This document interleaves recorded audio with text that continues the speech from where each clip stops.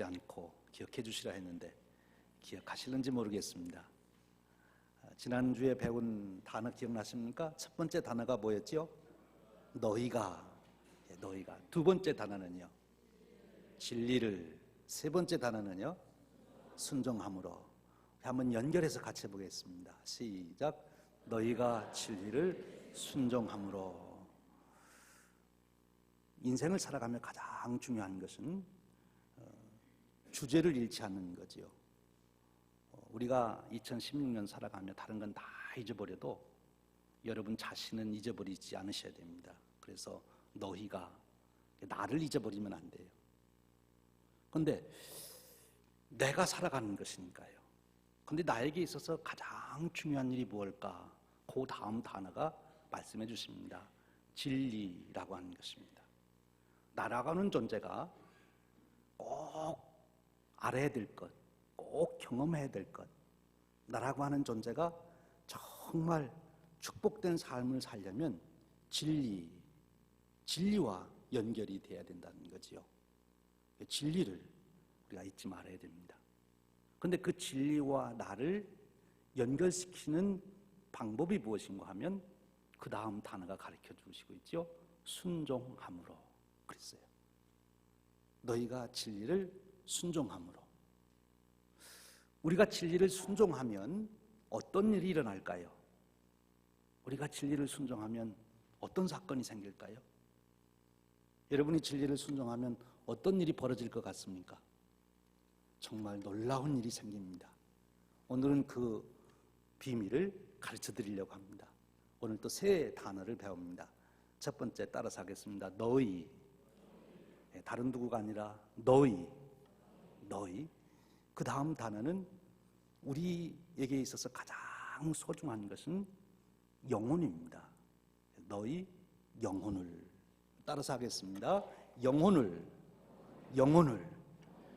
그 단어를 절대 잊지 마십시오. 너희 영혼을.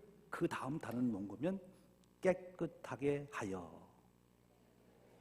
따라서 해보겠습니다. 깨끗하게 하여. 영혼을 깨끗하게 하는 것보다 더 귀한 일이 없다는 거죠. 주님께서 말씀하시기를 마음이 깨끗한 자는 어떤 일이 생긴다고 그랬습니까? 마음이, 심령이 깨끗한 자는 어떤 일이 생긴다고 그랬죠? 천국을 볼 것이요. 여러분, 영혼을 깨끗게 되는 그 축복은 우리가 진리를 순종할 때 일어난다는 거예요. 이 말을 한번 연결시켜서 같이 해보겠습니다. 시작. 너희가 진리를 순종함으로 너희 영혼을 깨끗하게 하여. 좀 혼동이 되시는 것 같죠? 다시 한번 해보겠습니다. 시작. 너희가 진리를 순종함으로 너희 영혼을 깨끗하게 하여. 진리를 순종하면 우리의 영혼이 깨끗해진답니다. 우리의 영혼이 깨끗해지면 어떤 일이 생길까? 다음 주일에 가르쳐 드리겠습니다. 기대하십시오. 영혼을 깨끗하게 했을 때 어떤 일이 생길까? 정말 기대가 되잖아요. 다음 주일에 꼭 가르쳐 드리겠습니다. 다만 어떤 분에게만 그 설명을 이해할 수 있게 되는가 하면 잊어버리지 않은 분들, 너희가 진리를 순종함으로 너희 영혼을 깨끗하게 하여, 그 말씀을 잊어버리지 않은 분들에게는 다음 주일에 어떤 일이 또 일어날는지 말씀드리겠습니다. 여러분, 우리는 2016년이라고 하는 새로운 세계를 향하여 대장정의 여정을 시작했습니다. 한 20여일 넘게 우리가 지나왔는데 여러분 어떻습니까? 지난 20여일 동안 여러분 예상하지 못했던 일들이 일어나서 혹시 곤경에 처해 있지는 않습니까? 아니면 여러분들이 기대 밖에 놀라운 일들이 생겨서 정말 가슴 벅차게 기분 좋게 정말 이런 일도 있구나, 내가 살아가면서 이런 일도 일어나네 하면서 그 기쁨 속에 계십니까? 지난 24일 동안 살아온 동안에도 우리는 성공 실패를 작게 크게 경험하고 우리의 희로애락을 우리가 경험하며 여기까지 왔습니다. 2016년 앞으로 남은 길도 그 미지의 세계를 가는 동안 동일한 사건이 일어날 것입니다. 전혀 예상하지 못했던 일들이 생겨서 우리를 당황하게 만들고 근심하게 만들고 절망하게 만들 수도 있고, 또 우리가 기대하지 않았던 놀라운 일들이 생겨서 너무 기쁨에 쌓일 수도 있고요. 여러분, 우리 인간의 성공 실패 그리고 희로애락, 무엇이 그것을 결정한다고 생각하십니까? 여러분의 성공 실패와 희로애락이 그 원인이 무엇이라고 생각하십니까? 많은 현인들, 그리고 최근에 경영의 지혜자라는 사람들에게 그 질문을 던졌더니 그들이 하나같이 주는 답변이 있어요. 내 인생의 성공 실패 그리고 너의 희로애락은 다른 데 원인이 있는 게 아니라 바로 내 자신에게 있다. 내 자신의 성공과 실패가, 희로애락이 내 자신에게 달려있다는 거예요. 현인들이 그렇게 얘기하고 경영에 탁월한 지혜자들이 그렇게 말하니까 그 말이 맞는 줄로 압니다. 그러면 우리 자신이 내 인생의 성공, 실패, 희로애락의 그 원인이 된다면 구체적으로 나의 무엇이 그 원인이 될까? 내가 가지고 있는 소유가 그것을 결정하는가? 아니면 나의 건강이 그것을 결정하는가? 아니면 내 IQ가 그것을 결정하나? 내 IQ가 성공과 실패와 희로애락을 결정하나? 첨단 기술을 다 알고 지식을 알고 유통을 다 아는 그런 지식이 그렇게 만들까? 아니면 요즘은 감성을 중시하니까 EQ가, 나의 EQ가 그것을 결정하는 것일까? 무엇일까? 오늘 성경은 그 질문에 대한 정답을 우리에게 주시고 있습니다. 아브라함의 이야기를 통해서 내 인생의 성공 실패 그리고 너 인생의 희로애락은 바로 이것에 달려있느니라. 그것이 무엇입니까? 믿음이라는 것입니다.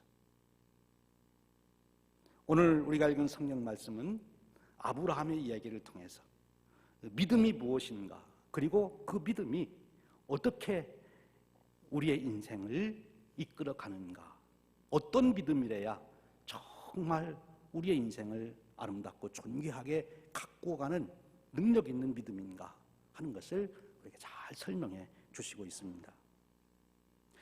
아브라함의 인생을 우리가 잘 살펴보면 아브라함은 3번의 믿음의 도약을 하는 것을 볼 수 있습니다. 아브라함의 일생 전체를 통해서 아브라함은 3단계의 믿음의 과정을 거쳐서 온전한 믿음, 우리가 알고 있는 믿음의 조상이라고 하는 그 칭호를 받게 되는 것입니다. 아브라함의 믿음의 삶은 언제 시작이 됐습니까? 그가 메소포타미아 갈대아와 우르에서 살아가던 어느 날, 65세가 되었던 그 어느 날, 놀라운 사건이 그에게 일어납니다. 지금까지 살아오지 않았던 새로운 인생을 여는, 새로운 아브라함의 세계를 여는 놀라운 사건이 생기지요. 그 사건이 무엇입니까? 스데반 집사님이 사도행전 7장 2절 3절에서 설명해 주시는 것처럼, 또 창세기 11장 31절에 보여주는 것처럼 영광의 하나님이 아브라함을 찾아온 사건입니다. 인생이 어디에서 왔다 어디로 가는지도 모르고 그저 하루하루 먹을 것에 그저 쾌락을 쫓아서 그렇게 살아가던 아브라함, 그에게 영광의 하나님이 찾아오신 거예요. 그 영광의 하나님이 찾아오셔서 내가 영광의 하나님이다 그렇게만 말하고 끝냈으면 아브라함의 인생은 그저 오늘 내가 하나님을 만났어 그리고 끝났을 텐데, 하나님은 아브라함을 찾아오셔서 그렇게 하시지 않았어요. 아브라함에게 오셔서 언약을 맺으신 거예요. 언약. 네가 가나안 땅으로 가라. 그러면 내가 너로 큰 민족을 이루게 하겠다. 그리고 그 가나안 땅을 너와 네 후손에게 주겠다. 그리고 내가 천하 만민의 복의 근원이 될 것이다. 하나님께서 아브라함에게 언약을 해주신 거예요. 그런데 바로 그 언약이 아브라함에게 새 인생을 걷게 만든 것은 그 언약 속에 비전이 담겨 있기 때문에 그렇습니다. 하나님의 비전. 메소포타미아에 살고 있던 아브라함에게 그 수천 길을 가서 가나안 땅으로 가라는 거예요. 가나안 땅의 비전을 줍니다. 아직 결혼했지만 아들 하나도 없는 아브라함에게 큰 민족을 내 후손들이 이룰 것이라고 말합니다. 그리고 내가 모든 만민의 복의 근원이 될 것이다 하는 비전을 아브라함에게 주신 거예요. 여기서 우리는 믿음이 무엇인가를 생각해 보는 것입니다. 믿음은 뭐냐? 하나님이 계시다고 하는 것을 아는 것이냐? 그것도 믿음의 한 종류일 수 있어요. 그러나 하나님이 계시다는 것 안다고 해서 그의 인생에 아무런 변화가 없습니다. 그래서 깜짝 놀랄 사건 하나 경험한 것 뿐이지요. 아브라함의 인생에 변화가 온 것은 하나님이 계시다는 것을 안 데서 끝나지 않냐고, 그 하나님이 자기에게 언약을 해주셨다는 거예요. 하나님께서 내게 언약해 주셨다고 하는 그 사건이 아브라함으로 하여금 새로운 인생을, 새로운 세계를 여는 사건이 된 것입니다. 여러분, 우리가 하나님을 믿지요. 하나님이 살아계시다. 그 믿음으로 우리의 인생이 바뀌지 않습니다. 그 믿음은 죽은 믿음입니다. 그럼 어떤 믿음이 우리 인생을 바꾸는 살아있는 믿음이 되느냐? 하나님이 나에게 언약해 주신 그 언약을 믿는 믿음입니다. 그럼 이제 우리는 믿음을 점검해 봐야 됩니다. 하나님이 내게 주신 언약은 무엇인가? 하나님이 내게 주신 언약이 무엇인지 모른다면 나는 아직까지 하나님을 제대로 믿는 것이 아니죠. 하나님이 존재한다고 하는 것, 그것은 사단들도 알고 떠드는 그런 얘기, 그것으로 인생이 바뀌지 않아요. 유실론자가 된다고 해서 인생이 바뀌는 것이 아니에요. 하나님이 내게 주신 언약이 있어야 되는 것입니다. 우리 모두에게 주신 예수 그리스도 안에서 맺으신 그 언약이 우리에게 있어야 되는 것이고, 개개인적으로 내 인생 속에 주신 하나님의 언약을 우리는 가지고 있어야 되는 거예요. 그런데 여기서 더 생각할 것이 있습니다. 그 언약이 내 인생을 변화시키는 살아있는 언약, 참 믿음이 되려면 그 언약 안에 담겨있는 비전을 발견해야 되는 거예요. 그 언약에 담겨있는 하나님의 비전, 그 비전을 내 비전으로 받아들일 때 그 믿음이 살아있는 믿음, 그 믿음이 내 인생을 변화시키는 믿음, 그 믿음이 나로 인하여 새로운 세계를 여는 그런 축복의 믿음이 된다는 것입니다. 행함이 없는 믿음이 죽은 믿음이다. 죽은 믿음이 너를 살리겠느냐라고 야고보에서 말씀하는데, 그 말씀을 아브라함에게 적용하면 내가 하나님의 비전을 따라 나설 때 내 인생이 새로워지고 그 하나님의 축복을 이루는 것이지, 하나님의 비전이 없는 그 믿음은 죽은 언약이요, 죽은 언약은 죽은 믿음이라고 하는 것입니다. 그럼 이제 우리는 우리 자신을 오늘 한번 점검해 볼 수 있는 것입니다. 하나님께서 나와 언약을 맺으시며 내게 주신 비전은 무엇인가? 지금 아브라함에게 있어서는 하나님이 가나안의 비전을 가지시고, 이게 내 비전인데 너도 내가 가진 이 가나안의 비전을 갖고 가나안 땅으로 가자라고 지금 아브라함에게 요청한 거예요. 그런데 그 요청을 아브라함은 받아들입니다.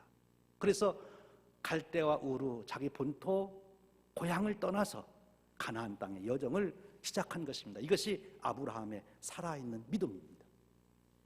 하나님이 주시는 비전을 따라 새로운 인생의 길을 시작하는 것, 그것이 살아있는 믿음이에요.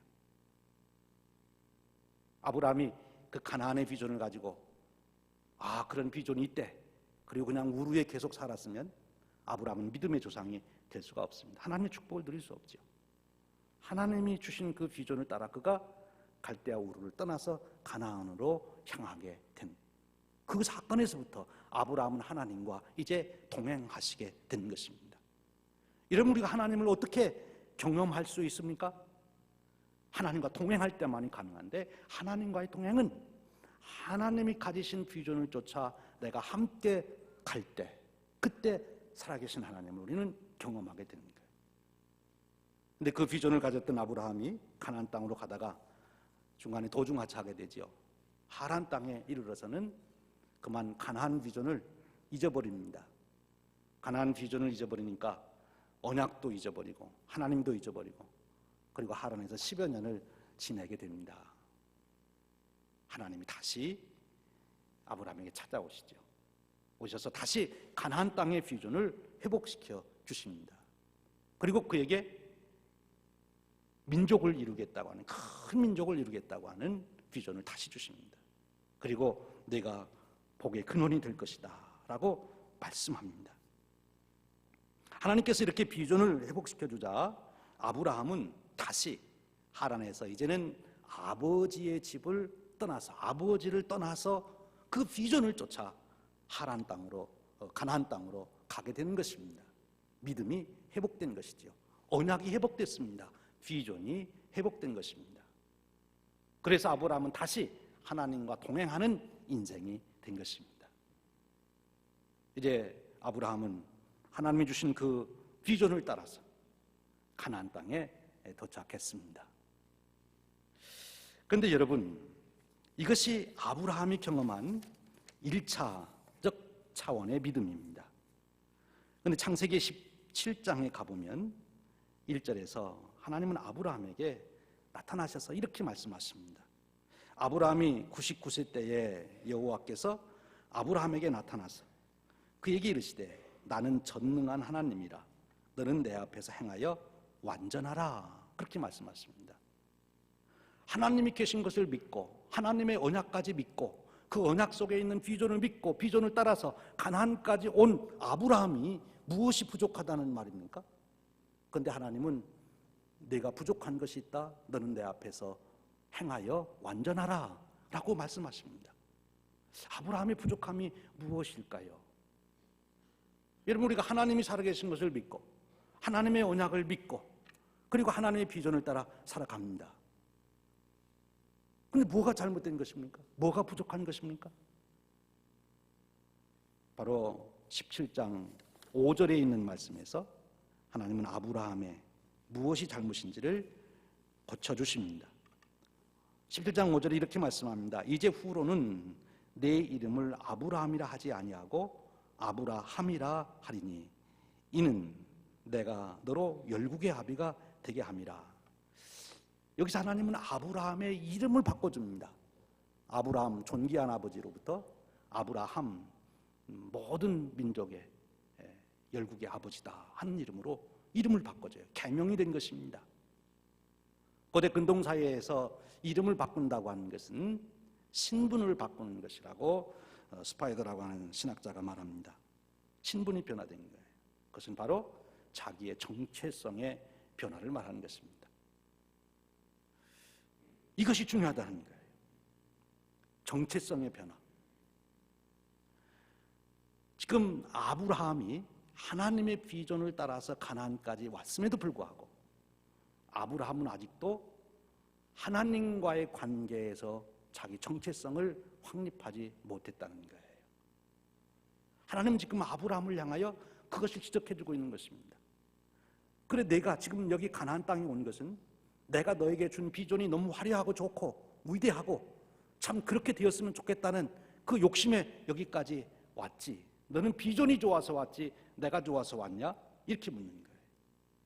그런데 이제 하나님은 아브라함의 그것이 틀렸다고 하는 것입니다.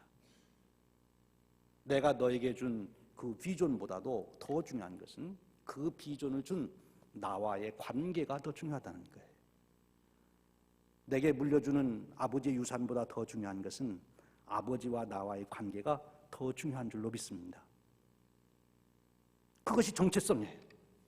하나님과 나와의 관계가 어떤 관계냐? 그 관계를 다시 정상으로 회복되는 것, 정상으로 확립하는 것, 이것이 정체성의 확립입니다. 우리 사람은 누구나 의식적으로 무의식적으로 자기 정체성을 가지고 살아가요. 그런데 그 정체성이라는 것은 다 무엇과의 관계 속에서 생기는 것입니다. 아내와의 관계에서 나는 남편이라는 정체성을 갖고, 자녀들을 두게 되면 나는 부모라는 정체성을 갖고, 우리가 한국 사람이기 때문에 나는 한국 사람이라는 정체성을 갖고. 그런데 이런 모든 정체성은 다 변하는 것이고 유동적인 것인데, 오직 변하지 않고 영원토록 진짜 내가 누군지 파헤치고 파헤쳤더니 결국 내가 남는 나의 실체가 뭐냐? 그럴 때 그것은 하나님과 나와의 관계에서의 정체성입니다. 하나님 앞에서 나는 누구인가? 하나님과 나와의 관계가 어떤 관계냐 하는 것입니다. 지금 하나님은 그것을 아브라함에게 말씀하시고 계신 거예요. 네가 가지고 있는 비전 내 비전이고 훌륭하고 좋은 것이다. 그러나 내가 원하는 것은 네가 그 비전을 좋아하는 것보다도 나를 더 좋아하기를 원한다. 비전보다 더 중요한 것은 그 비전을 주신 하나님과의 관계가 더 중요하다 하는 것입니다. 그것이 아브라함이 부족했던 믿음이에요.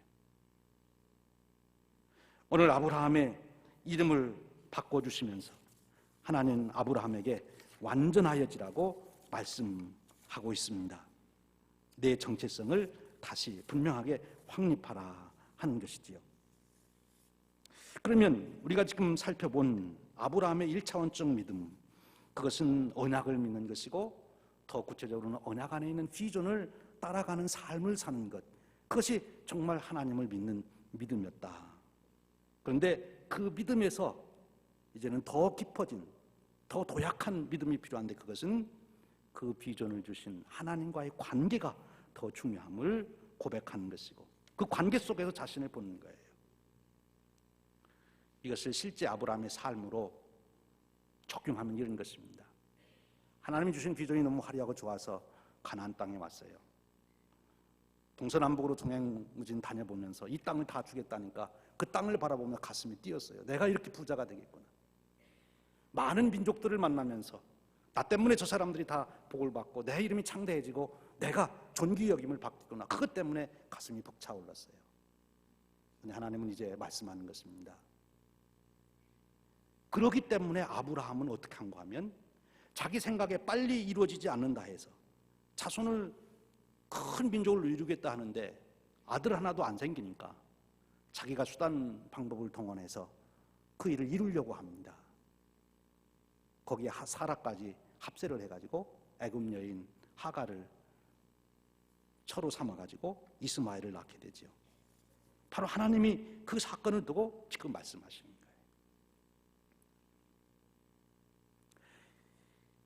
비전이 좋아서가 아니라 하나님이 좋아서 그 비전을 이루는 삶을 살라는, 내가 하는 그 일이 너무 좋은 일이고 이름나는 일이고 사람들이 알아주고 그래서 내가 그 일을 열심히 하는 것이 아니라 하나님께서 내게 그 일을 맡기셨기 때문에 내가 그 일을 하는 그런 삶으로 바뀌라는 거예요. 가나안 땅에 온 것이 가나안 땅이 너무 좋아서 그것 때문에 가슴 벅찬 것이 아니라 하나님이 여기에 나와 함께 하신다는 것 때문에 가슴이 벅차야 된다는 것이지요. 그것이 하나님이 아브라함에게 완전하여지라는 말씀인 것입니다. 여러분, 우리가 교회 생활을 적용한다면 교회에서 어떤 일을 우리가 맡아서 하게 되지요. 그 일이 참 이름나는 일이고 좋은 일이기에 우리가 열심을 다해서 합니다. 그런데 때로는 아무도 알아주지 않는 그런 일이 내게 맡겨질 때가 있어요. 심지어 담임 목사도 안 알아줘요. 그래서 생각하는 거예요. 아무도 알아주지 않고 담임 목사도 안 알아주는데 내가 왜 여기다가 열심을 다해야 되냐. 시험 들은 겁니다. 그 일을 보고 가슴이 설레는 것이 아니라 그 일을 주신 하나님 때문에. 여행을 갑니다. 여행을 갈 때 우리가 제일 먼저 기쁘고 즐겁고 한 것은 그 여행지 때문에 그래요. 가서 보니까 그동안 보지 못했던 아름다운 경치나 무슨 재미난 일 때문에 우리가 즐거워하는데 사실은 더 중요한 것은 그 여행에 함께 동행한 자 때문에 내가 그 여행이 즐거워져야 된다. 그것이 지금 하나님이 아브라함에게 말씀하시는 거예요. 내 인생을 살아가면 내가 무엇을 이루느냐, 그것이 문제가 아니라 내가 너와 함께 그 일을 이룬다고 하는 것, 내가 너와 함께 하고 있다고 하는 것, 그것 때문에 내가 가슴 벅차고 그것 때문에 내가 그 일에 열심을 내야 되는 것이라고 말씀하시는 거예요. 사랑하는 여러분, 우리의 믿음이 1차원적 믿음, 비전을 따라 살아가는 그런 믿음이 우리에게 있으시기를 축원합니다. 그런데 우리의 믿음이 그 비전 때문에 아니라 오히려 그것을 주신 하나님과 함께 그 일을 이루어가기 때문에, 하나님과 함께 동행하는 그 일이 되기 때문에 우리가 더 기뻐하고, 그것 때문에 더 감사하고, 그것 때문에 행복해 할 수 있는 그런 믿음의 차원으로 성장하시는 여러분 되시기를 축원합니다. 그런데 오늘 우리가 읽은 성경 말씀은 아브라함의 믿음을 그것으로 만족하지 않는다는 거죠. 하나님은 이제 3차원의 새로운 믿음의 세계를 아브라함에게 요구하고 계십니다. 구체적으로 시험이 왔어요. 하나님이 아브라함을 테스트하는 거예요. 내 믿음이 어느 정도의 믿음인가 한번 보자. 시험 문제는 무엇입니까? 내 아들, 내 그 귀한 아들, 내가 100세에 얻은 아들, 내가 너에게 비전으로 준 그 아들을 데리고 모리아 땅에 있는 산으로 가라. 모리아 산으로 가라는 거예요. 아브라함이 처음 이 음성을 들었을 때는 아마 가슴이 설렜을 겁니다. 하나님이 나를 사랑하셔서 내 아들과 함께 등산을 가라고 그러시는구나. 등산 준비를 하면서 참 가슴이, 그 처음 말을 들을 때 어떻게 이 등산을 참 좋게 만들 수 있을까? 아마 산으로 오시라고 그러면 보는 거예요. 하나님 나에게 특별한 얘기를 해주시고, 또 우리 아들 이삭에게도 하나님이 특별히 축복하시기 위해서 산으로 오시라는가 보다. 아마 아브라함의 가슴이 설렜을 거예요. 그런데 문제는 그 다음 말씀입니다. 아브라함아, 내 그 귀한 아들, 내 사랑하는 아들 데리고 모리아 산으로 올라오는데, 올라와서 내가 할 일이 있다. 그것은 바로 내 아들을, 내 그 귀한 아들을 번제로 드려라 하는 것입니다. 여러분, 이 번제라고 하는 말이 아브라함의 귀에 들렸을 때 아브라함이 어땠을까요? 여러분들이 아브라함 입장이라면 어땠을 것 같아요? 심장마비가 안 일어났을까요? 심장마비가 일어났을 것 같아요. 아브라함이 그 말을 들으며 생각했을 겁니다. 하나님, 제게 있는 거 달라면 다 드리겠습니다. 제가 지금까지 힘써 모은 거 있지만 이거 다 달라면 다 드리겠습니다. 전 재산 다 드리겠습니다. 아니, 저보고 하나님 어느 곳에 가서 노예가 되라면 그 노예 생활도 제가 하겠습니다. 아니, 하나님 더 나가서 제 생명을 하나님 달라 하시면 제 생명도 드리겠습니다. 그러나 이것만은 하나님 안 되지 않습니까? 내 아들 이삭, 이 귀한 아들, 이 독자, 하나님이 비전으로 주신 이 아들을 어떻게 번제로 드립니까? 여러분, 번제로 드린다는 일이 무슨 일입니까? 아들을 죽이는 거 아닙니까? 보통 그저 총으로 쏴서 죽이든지 어떻게 이렇게 죽이는 게 아니잖아요. 자기가 칼을 들어 그 아들을 잘라내야 되는 거예요. 각을 떠야 되는 거예요. 그러고서 끝나는 것입니까? 그 아들을 불로 태워서 드려야 되는 거예요. 여러분, 우리가 그럴 수 있습니까? 그럴 수 있습니까? 근데 하나님이 지금 내 아들 이삭을 번제로 드리라는 거예요. 아브라함이 하나님을 향하여 그런 말을 하지 않았을까 싶어요. 하나님, 노망나셨습니까? 이게 무슨 말입니까? 어떻게 제가 제 아들을 그렇게 죽여서 태워서 번제로 드릴 수 있습니까? 이건 윤리적으로도 안 맞고 도덕적으로도 안 맞고 저는 할 수가 도저히 없습니다. 그것도 그 순간에 해야 되는 일이 아니라 보니까 3일 길을 걸어가야 되는데, 아들과 함께 3일 길을 같이 걸어가면서 아브라함이 어떤 생각을 하면서 걸어갔을까? 이 아브라함의 고뇌를 우리가 생각해 보는 것이지요. 이 아브라함의 이 고뇌를 가장 깊은 통찰력을 가지고 생각하고 잘 정리한 철학자, 신학자가 있습니다. 여러분 잘 아는 덴마크의 죄른 오베 케르케가르라고 하는 신학자이며 철학자인 그가 이 Fear and Tremble이라고 하는 그의 책에서 이 아브라함이 이삭을 번제로 드리려고 하는 그 사건을 여러 각도에서 설명을 하고 있어요. 뭐 타고난 철학자니까 인간의 모든 논리를 동원해서 그 정황을 살펴봅니다. 그러면서 그가 아주 이렇게 한 대목을 지적해서 말하고 있어요. 바로 아브라함이 이제 번제를 드리려고 고민하다가 칼을 들어서 지금 이삭을 죽이려고 합니다. 그 죽이려는 순간, 이 칼을 들고 이삭을 내려치려고 하는 그 순간에 아브라함이 칼을 들고 이삭을 내려치는 것이 아니라 하나님을 향하여 한마디 할 수 있다는 거지요. 뭐라고 하는가 하면, 하나님께서 원하시는 건 아니지만 제게는 가장 소중한 것으로 대신하겠습니다. 그러면서 그 칼로 이삭을 치는 것이 아니라 자기 가슴을 찌르고 자기가 거기서 대신 생명을 하나님 앞에 드렸을 것이다. 그렇게 생각하는 거예요. 그랬더라면 이 아브라함은 하나님의 방법을 자기의 방법으로 바꾸려고 하는 또 한 번의 교만을 드러낸 것이다.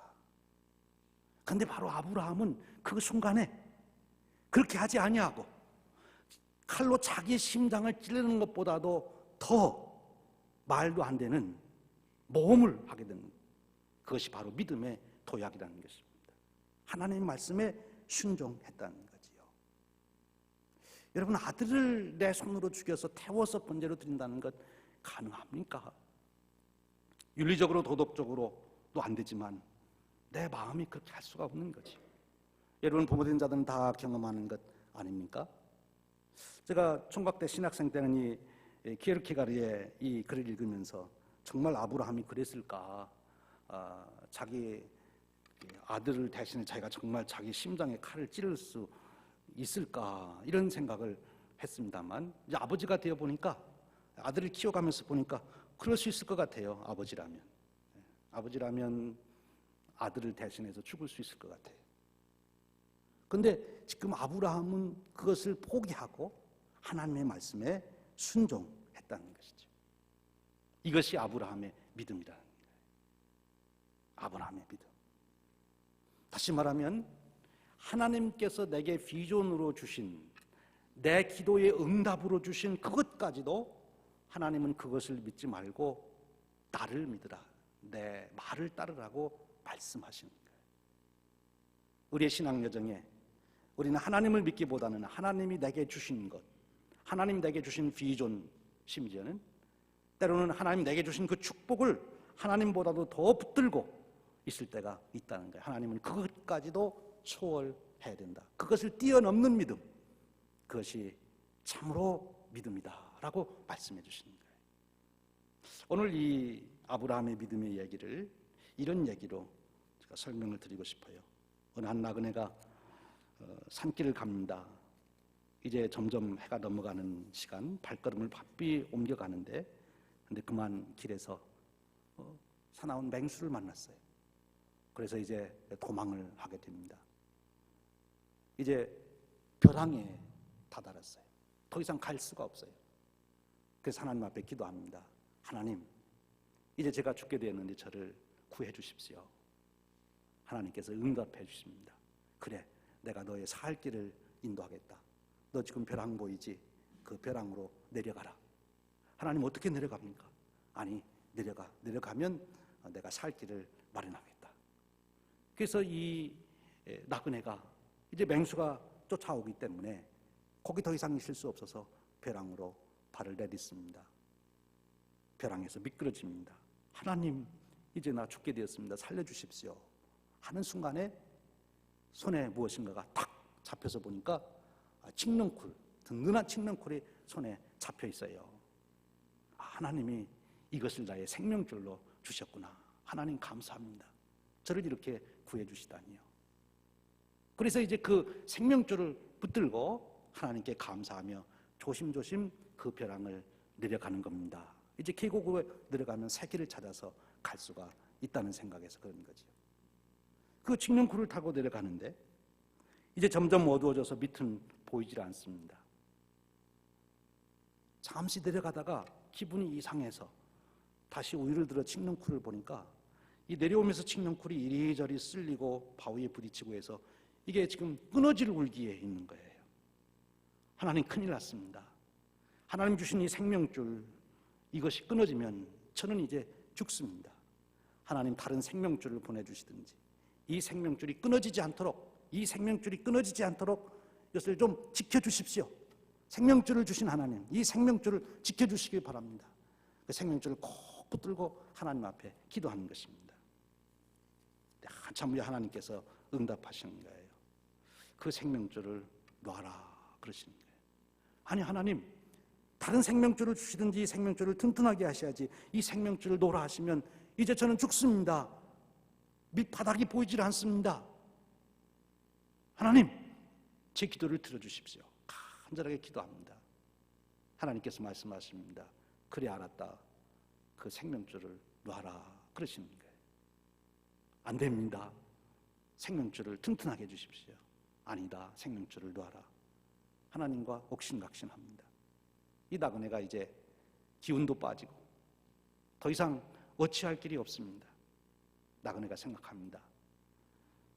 하나님, 이제 저를 이렇게 죽으시라면 죽지요. 제가 못 죽을 것 같습니까? 하나님, 제가 죽지요.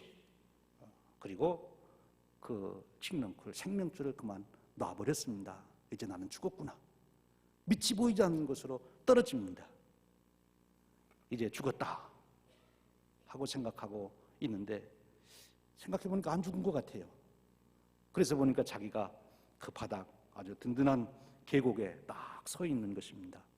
가만히 보니까 자기가 생명줄을 붙들고 있던 곳과 거기는 1m밖에 안 되는데 거기에 매달려가지고 어두워서 밑이 안 보인다고 그거 붙들고 살려달라고 그런 거예요. 하나님께서 말씀하시는 것입니다. 너에게 그 칡렁쿨은 고기까지만 필요한 것이다. 내가 그거를 놔야 내 그 탄탄한 길을 통해서 집으로 갈 거 아니냐. 거기에만 매달려 있으면 언제 집에 가겠느냐. 내가 놓으라고 그럴 때 놔야지. 너는 칡렁쿨을 의지하냐, 칡렁쿨을 준 나를 의지하냐? 라고 물은 거지요. 여러분, 때로는 우리는 내가 계산해, 내 생각에 이것이 내 살 길이라고 붙들고 놓지 않으려는 것들이 있죠. 하나님은 놓으라 하십니다. 심지어 하나님께서 주셨던 비전조차도 하나님은 이제 그 일은 끝이다. 그것을 놓으라고 말씀하실 때가 있다. 여러분, 그때 우리가 하나님 말씀에 의지하여 그것을 놓는 믿음, 그 믿음이 필요하다는 거예요. 오늘 아브라함은 이삭을 통해서 하나님이 분명히 후손을 주시겠다고 그러셨고 이삭을 통해서 민족을 이루시겠다고 그랬는데 이삭을 죽이라고 하십니다. 자기의 생각으로는 도저히 맞지 않는 얘기지만 그러나 하나님을 의지해서 그는 순종하게 되는 것이죠. 하나님은 그를 위하여 새 길을 예비하셨던 것을 우리는 알 수 있습니다. 하나님 이제 말씀하십니다. 아브라함아, 아브라함아, 이제 내가 알았다. 내가 나를 참으로 경외하는 줄을 이제 알았다. 이때부터 아브라함은 믿음의 조상이 된 것입니다. 여러분, 이것이 우리의 3차원의 믿음이죠.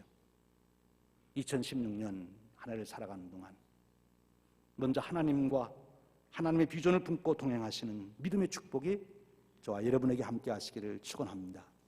하나님의 비전을 따라가지 않는다면 내게는 언약이 없는 것이고 언약이 없다면 나는 죽은 믿음을 가지고 있는 거예요. 하나님이 살아계시다는 걸 믿는 것 가지고는 내 삶의 변화가 없어요. 하나님이 주신 언약을 믿고 그 언약에 있는 비전을 내가 하나님과 함께 따라서 갈 때 그때 나는 하나님을 경험하고 하나님의 비전의 성취의 축복을 누리는 것입니다.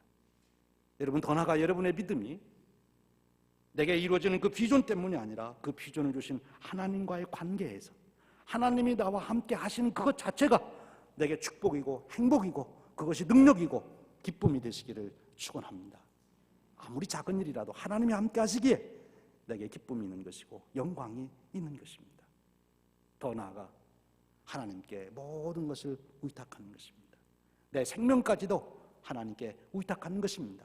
하나님 부르시면 예 하나님 이제 제가 놓습니다. 하나님께 갑니다 라고 의탁할 수 있는 아브라함의 완전한 믿음, 하나님이 인정하시는 그 믿음이 저와 여러분에게 있으시기를 주님의 이름으로 축원드립니다. 2016년 내내 아브라함과 같이 하나님과 동행하시면서 하나님의 역사를 이루어가시는 축복이 여러분 개인과 가정 위에 함께 하시기를 축원드립니다. 기도하겠습니다. 하나님 아버지, 감사합니다. 오늘 저희들을 부르셔서 아브라함의 믿음을 통하여 우리의